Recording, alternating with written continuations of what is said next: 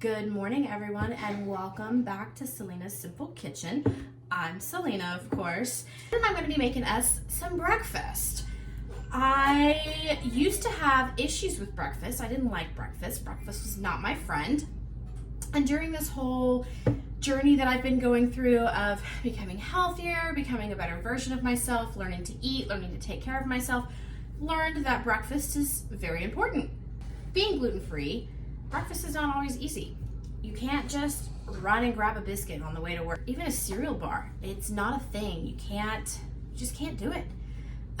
So I had to learn to make, one, breakfast my friend, and two, how to make gluten-free breakfast. And usually our mornings are pretty hectic. We're usually on the go. So we don't have a whole lot of time to actually cook breakfast, spend a lot of time on breakfast. So I learned how to make some healthy things that I can, one, freeze, and two, take with me and eat in the car. So this morning, we're gonna make one of my favorites. These are oatmeal breakfast cookies. And who doesn't like a cookie for breakfast? I mean, yeah. So, what you're gonna need today to get started, we're gonna need 2 cups of oats. Just be careful when you are buying your oats, if you are severely gluten-free, that you are getting the certified gluten-free oats. Oats are naturally gluten-free, but if they're made in a factory that's not gluten-free, it can make you sick if you're very severe. Thankfully, I am not that severe, so I can buy the cheaper oatmeal. And I'm just using quick oats today. Super simple, super easy. Then we're gonna need a half a teaspoon of cinnamon, 1/4 of a teaspoon of salt. Luke is trying to help me out this morning. Half a cup of smooth peanut butter, half a teaspoon of vanilla, 2 very ripe bananas, and a 1/4 of a cup of chocolate chips. First thing we're gonna do is take our overly ripe bananas and mash them up. With the kids, we buy bananas on a weekly basis. Well, we don't always use all of them. So if they start turning brown, start looking kind of yucky, I just take them and stick them in the freezer, and then I'll keep them for when I have time to actually make something with them. One, they come out, it makes them sweeter, it makes them a little bit more ripe to come out of that freezer, and they are amazing. So we have our 2 bananas. Mine were frozen, so they're a little mushier. We're gonna mush them up real fast. Mash up these bananas. Let's get our 2 cups of oats. Hopefully I have enough in here. And again, I'm just using quick oats, nothing crazy. And then we need our half a cup of peanut butter. Grab a spoon. All right. You could probably use the chunky peanut butter if you wanted to, but I particularly don't like using the chunky peanut butter. I'm gonna try a half a cup, just kind of smash it down in there. Doesn't have to be perfect. We all know my cooking style. I don't really measure. You guys are probably surprised that I'm using measuring cups today. All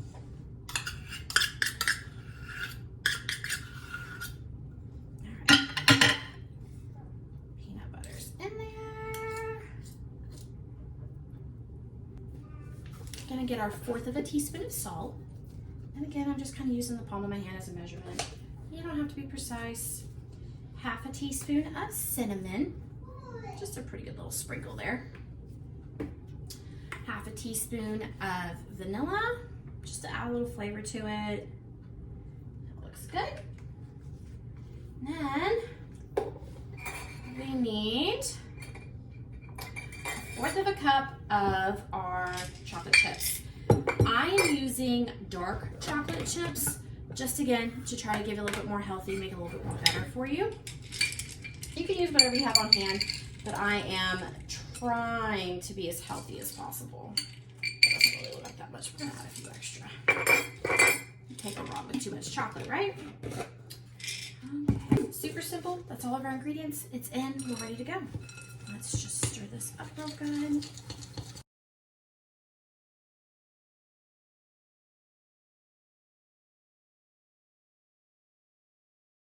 Once you get it all mixed together, it doesn't have to be perfect.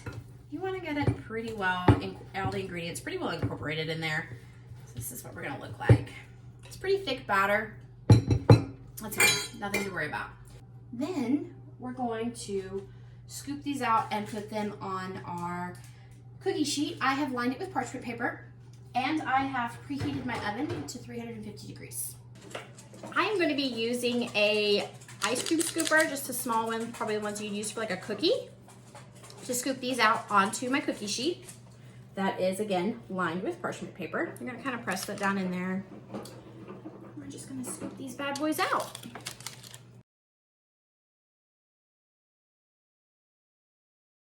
This recipe makes about 12 cookies. So you're just going to fill your pan up with cookies. And then these cookies are really thick, right? So if you put them in the oven just like this, they're just going to be balls when they come out. And they're not going to cook properly. They're not going to be quite right. It's going to be a little bit weird. So I am going to take the bottom of a glass and I'm going to press them out just a little bit, just so we get more of that cookie shape. And you can use, if you had one of the round cookie cutters, you could place it around this and then press them down in there so you have perfectly round cookies. I don't have one of those, so I'm using a glass and my hands. Once you have them all pressed out nice and neatly, it is time to put them in the oven. Again, we've preheated our oven to 350 degrees while we've been mixing all of this. We're gonna put these in the oven for about 14 to 17 minutes until just the edges of them start to brown. Now it is time to just sip on a cup of coffee, wait for your breakfast to finish baking. We'll see you in a few. Our cookies look like they're about ready. So let's go ahead and cook these and get these out of the oven. Oh yes, they look amazing. Look at how beautiful these are. You want them nice and golden brown around the edges and cooked all the way. Baked oatmeal can be kind of hard to tell, so just kind of look for those brown edges. We're gonna let these cool for a little bit. Probably gonna eat one, if not two, for breakfast this morning with my second cup of coffee. Take the rest of them. You can freeze them if you want. You can put them in an airtight container, throw them in the fridge, just pop them in the microwave on your way out the door for breakfast in the mornings. I personally like to take 2 of them, put them in a freezer bag, stick them in the freezer, so that way all I have to do is grab a bag and go. And then once I get to work, we have a microwave at work, I just pop them in the microwave when I'm ready, have my breakfast on the desk while I'm working on answering emails or anything else that I might have going on during the day. We're good to go. So yeah, here's our breakfast. If there's a recipe that you guys want me to try, or there's something you're interested about that is gluten-free, or how to convert a recipe to gluten-free, or you're unsure of how to, do something along those lines, or you're just not confident for that, drop me a couple comments. Let me know what you'd like to see me cook next, and we'll see if I can accomplish it. Don't forget to subscribe to Selena's Simple Kitchen so you don't miss anything, and we'll see you next time.